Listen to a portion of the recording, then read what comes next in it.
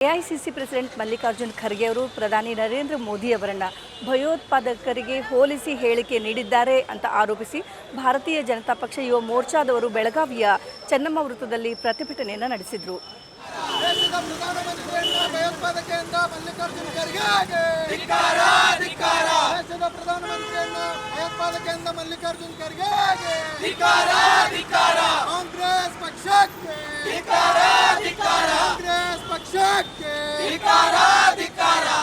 ದೇಶದ್ರೋಹಿ ಹೇಳಿಕೆ ನೀಡಿದಂತ ಕಾಂಗ್ರೆಸ್ ಪಕ್ಷಕ್ಕೆ ಮಲ್ಲಿಕಾರ್ಜುನ್ ಖರ್ಗೆ ಅವರಿಗೆ ದೇಶದ ಪ್ರಧಾನಮಂತ್ರಿಯನ್ನ ಭಯೋತ್ಪಾದಕರಿಂದ ಮಲ್ಲಿಕಾರ್ಜುನ್ ಖರ್ಗೆ ಅವರಿಗೆ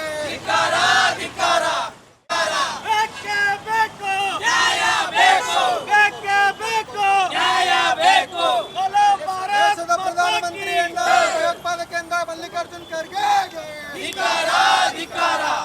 ಬೆಳಗಾವಿ ಮಹಾನಗರ ಯುವ ಮೋರ್ಚಾ ಹಾಗೂ ಬೆಳಗಾವಿ ಗ್ರಾಮಾಂತರ ಯುವ ಮೋರ್ಚಾ ವತಿಯಿಂದ ಇಂದು ನಾವು ಮಲ್ಲಿಕಾರ್ಜುನ ಖರ್ಗೆ ಅವರು ಏನೊಂದು ನಮ್ಮ ಮಾನ್ಯ ಪ್ರಧಾನಮಂತ್ರಿಗಳಾದಂಥ ನರೇಂದ್ರ ಮೋದಿಯವರಿಗೆ ಒಂದು ಅವಹೇಳನಕಾರಿ ಅಂದ್ರೆ ಭಯೋತ್ಪಾದಕ ಅಂತ ಹೇಳಿ ಅವ್ರು ಏನು ಒಂದು ಶಬ್ದವನ್ನು ಪ್ರಯೋಗ ಮಾಡಿದಾರೋ ಅವರೂ ಸಹ ಒಂದು ಎಐಸಿಸಿ ಪ್ರೆಸಿಡೆಂಟ, ಅದು ಅಲ್ಲದೆ ನಮ್ಮ ಕರ್ನಾಟಕದಲ್ಲಿ ಸಂವಿಧಾನ ಹುದ್ದೆಗಳನ್ನು ಸಹ ಅವರು ಅಲಂಕರಿಸಿದ್ದಾರೆ. ಅದು ಅಲ್ಲದ ಅವರು ರಾಜ್ಯಸಭಾದಲ್ಲಿ ವಿರೋಧ ಪಕ್ಷದಲ್ಲಿ ಅವರೂ ಸಹ ನಾಯಕರಾಗಿದ್ದಾರೆ. ಅವರು ಸಹ ಒಂದು ಸಂವಿಧಾನ ಹುದ್ದೆಯಲ್ಲಿ ಕುಂತರೂ ಸಹ 140 ಕೋಟಿ ಜನರು 3 ಸಲ ನಮ್ಮ ನರೇಂದ್ರ ಮೋದಿ ಅವರನ್ನು ಪ್ರಧಾನಮಂತ್ರಿಯಾಗಿ ಈಗ ಭಾರತ ದೇಶದ ನೇಮಕ ಮಾಡಿದರು. ಅದು ಸಹ ಅವ್ರಿಗೆ ಕಲ್ಪನೆ ಇಲ್ಲದ ಯಾವ ಶಬ್ದವನ್ನು ಬಳಸಬೇಕನ್ನುವಂತಹ ಪರಿಜ್ಞಾನ ಇಲ್ಲ ಅಂದ್ರೆ ನಮಗೆ ಅವ್ರ ಬಗ್ಗೆ ಅಗದಿ ಖೇದಕರ ನಾವು ಹೇಳಕ್ಕೆ ಇಚ್ಛೆಪಡ್ತೇವೆ. ಅವ್ರು ನೋಡಿರ್ಬೋದು, ತಮ್ಮ ಶಾಸಕರಾದಂಥ KJ ಮತ್ತು DJ ಹಳ್ಳಿ ಆದಂಥ ಒಂದು ಘಟನೆ ಮರುಕಳಿಸ್ತೈತಿ. ಅಲ್ಲಿ ಮಾಡಿದಂಥ MLA ಮಣಿನ ಸುಡ್ತಾರೆ ಅವ್ರು. ಅಂಥವ್ರಿಗೆ ಬಂದು ಅಮಾಯಕರದಾರ ಅಂತೇಳಿ ಅವ್ರು ಇದ್ದಂಥ ಕೇಸುಗಳನ್ನು ವಾಪಸ್ ತೋರಿಂದ ನಾವು ನೋಡಿದ್ದೇವೆ. ಆದಲ್ದ ವಿಧಾನಸಭೆಯಲ್ಲಿ ಪಾಕಿಸ್ತಾನ್ ಜಿಂದಾಬಾದ್ ಅಂಥೇಳಿ ಘೋಷಣೆ ಕೂಗಿರು. ಅವ್ರಿಗೂ ಸಹ ಅವರ ಮನಸ್ಥಿತಿ ಯಾವ ರೀತಿ ಅದ ಅಂಥೇಳಿ ನೀವು ನೋಡಬೇಕಾಗ್ತದೆ.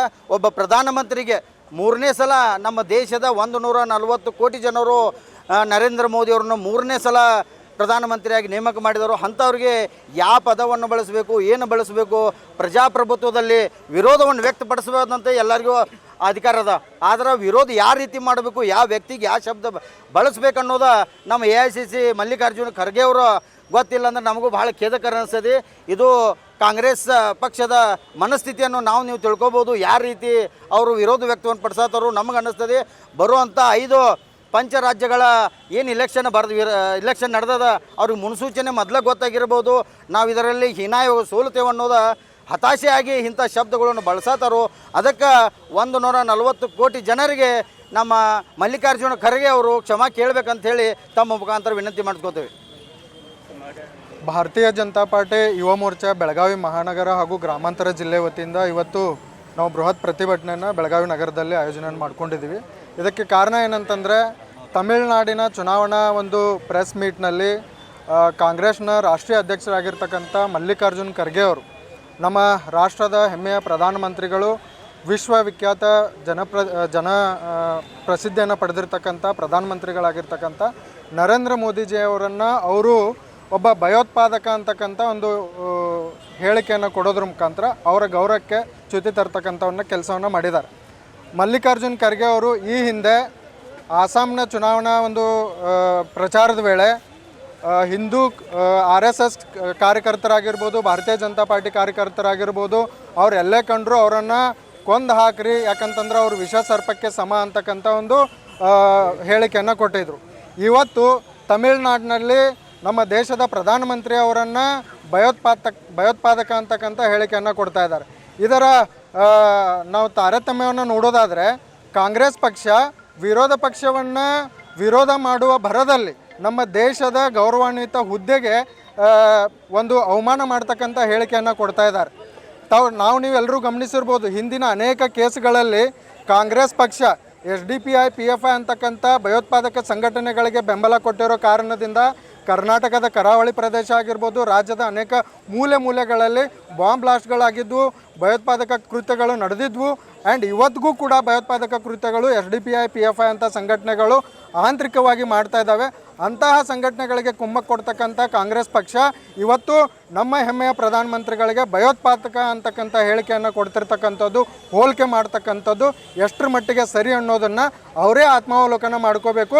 ತದನಂತರ ವಿರೋಧ ಮಾಡ್ತಕ್ಕಂಥ ಅಂಶಗಳನ್ನು ಇಟ್ಕೊಂಡು ಮಾತಾಡಬೇಕು ವಿನಃ ನಾವು ಸೋಲ್ತೀವಿ ಅಂತಕ್ಕಂಥ ಬರದಲ್ಲಿ ಒಬ್ಬ ಹೆಮ್ಮೆಯ ಪ್ರಧಾನಮಂತ್ರಿಗಳಿಗೆ ಅವಮಾನ ಮಾಡ್ತಕ್ಕಂಥ ಒಂದು ಪದ್ಧತಿ ಸರಿಯಲ್ಲ. ಸನ್ಮಾನ್ಯ ಮಲ್ಲಿಕಾರ್ಜುನ್ ಖರ್ಗೆ ಅವರು ನಮ್ಮ ರಾಜ್ಯದವರು, ಒಂದು ಗೌರವ ಇತ್ತು, ನಮ್ಮ ರಾಜ್ಯದ ಒಬ್ಬ ವ್ಯಕ್ತಿ ಒಂದು ರಾಷ್ಟ್ರೀಯ ಪಕ್ಷದ ರಾಷ್ಟ್ರೀಯ ಅಧ್ಯಕ್ಷ ಆಗಿದ್ದಾರೆ ಅಂತೇಳಿ. ಆದರೆ ಇವತ್ತು ಅವರು ಆ ಗೌರವವನ್ನು ಕಳೆದುಕೊಂಡಿದ್ದಾರೆ. ನಾವು ಭಾರತೀಯ ಜನತಾ ಪಾರ್ಟಿ ಯುವ ಮೋರ್ಚಾ ಬೆಳಗಾವಿ ಮಹಾನಗರ ಗ್ರಾಮಾಂತರದ ವತಿಯಿಂದ ಆಗ್ರಹ ಮಾಡ್ತೇವೆ. ದೇಶದ ಎಲ್ಲ ಜನತೆ ಕ್ಷಮೆಯನ್ನು ಸನ್ಮಾನ್ಯ ಮಲ್ಲಿಕಾರ್ಜುನ್ ಖರ್ಗೆ ಅವ್ರು ಕೇಳಬೇಕು. ಇಲ್ಲ ಅಂತಂದರೆ ಮುಂಬರ್ತಕ್ಕಂಥ ದಿನಗಳಲ್ಲಿ ಅವರ ನಿವಾಸಕ್ಕೆ ಮುತ್ತಿಗೆ ಆಗ್ತಕ್ಕಂಥ ಕೆಲಸ ಭಾರತೀಯ ಜನತಾ ಪಾರ್ಟಿ ಯುವ ಮೋರ್ಚಾ ಮಾಡುತ್ತೆ ಅಂತ ಹೇಳಿ ಈ ಮೂಲಕ ಹೇಳಕ್ಕೆ ಇಚ್ಛಪಡ್ತೇನೆ.